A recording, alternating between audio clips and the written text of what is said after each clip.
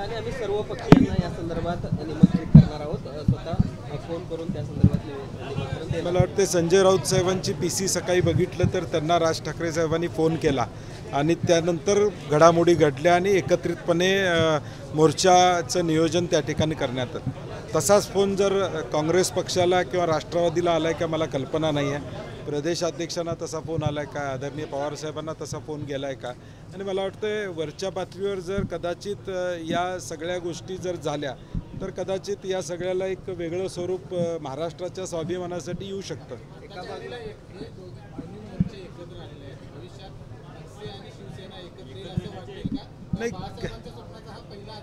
नाही, गेले अनेक महिने ही चर्चा त्या ठिकाणी चालू आहे.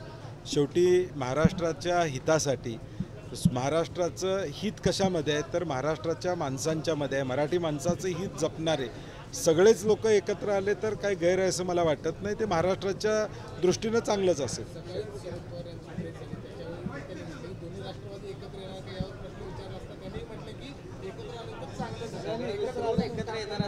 नाही, त्याच्यावर मी कॉमेंट करणं बरोबर नाही, कारण की तो त्यांच्या दोन्ही पक्षाचा अंतर्गत विषय. तशी चर्चा कुठं आमच्या कानापर्यंत त्या ठिकाणी ऐकायला आलेली नाही.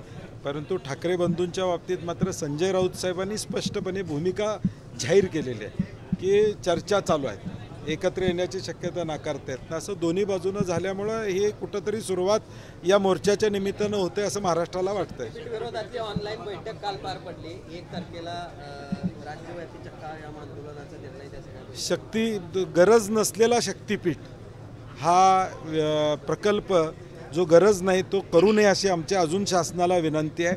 आणि म्हणून 1 तारखेला कृषी दिनाच्या निमित्तानं या ठिकाणी शेतकरी रस्त्यावर उतरतील. 12 जिल्ह्यातले लोक या दिवशी आंदोलन करतील, रस्ता रोको या ठिकाणी करतील आणि आमच्या भावना किमान आत्ता तरी सरकारनं ऐका अशी आमची अपेक्षा.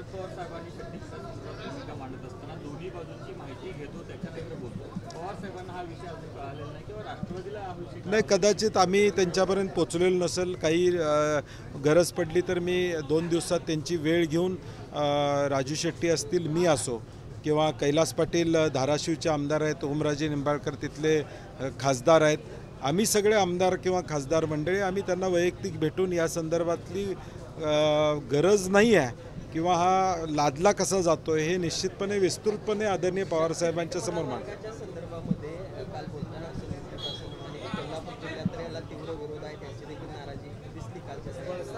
चार वेगवेगळे पर्याय MSRDC कडून येणार आहेत असं त्यांचं म्हणणं आहे. त्यातला संकेश्वर आहे. माझं मुळात शक्तीपीठ महामार्ग हा राज्य शासनाचा प्रोजेक्ट आहे, MSRDCचा प्रोजेक्ट आहे. तो नॅशनल हायवे नाही आहे की जो कर्नाटकमधून जाऊ शकेल, संकेश्वर मार्गे या ठिकाणी जाऊ शकेल. हे एक वेगळं षडयंत्र आहे. 3 टप्प्याचा मी म्हणलं तसं टर्म्स ऑफ रेफरन्सेस झालेले आहेत. 4था टप्पा जो आहे तो 4थ्या टप्प्याचे झाले नसल्यामुळं 3 टप्पे पूर्ण करायचे आणि मग कोल्हापूरकरांना दाबून न्यायचं हा या प्रकल्पाच्या मागचा हेतू आहे. कारण की कर्नाटकमध्ये जायचं असेल तर कर्नाटक सरकारची परवानगी लागेल. हा प्रोजेक्ट राज्याचा आहे. हा प्रोजेक्ट नॅशनल हायवे असता तर मग इंटर स्टेट याला म्हणता त्या ठिकाणी आला असतं. त्यामुळे मला काय यात फार तथ्य असं मला वाटत नाही. लोणीकरांचं वक्तव्य पाहिलं तर पुन्हा एकदा शेतकऱ्यांची कुचेष्टा होते असं वाटते का? कारण नाही, शासन आता प्रत्येकाची चेष्टा करते. लाडक्या बहिणीबद्दल पैसे देताना कशा पद्धतीचे वाक्यप्रकार भाजपनं वापरले हे आपण त्या ठिकाणी पाहिलेले आहे. शिष्यवृत्ती देताना कशा पद्धतीचे वाक्यप्रचार भाजपकडनं होतात. आता शेतकऱ्यांचा अपमान करण्याचं काम लोणीकरांनी केलेलं.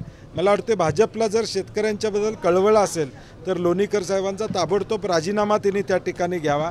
मेसेज जाऊ दे की या महाराष्ट्रामध्ये शेतकऱ्याचा अपमान करणाऱ्याची गय केली जात नाही. भाजप जर शेतकऱ्याच्या बाजूचा असेल तर ताबडतोब त्यांनी त्यांचा राजीनामा घ्यावा.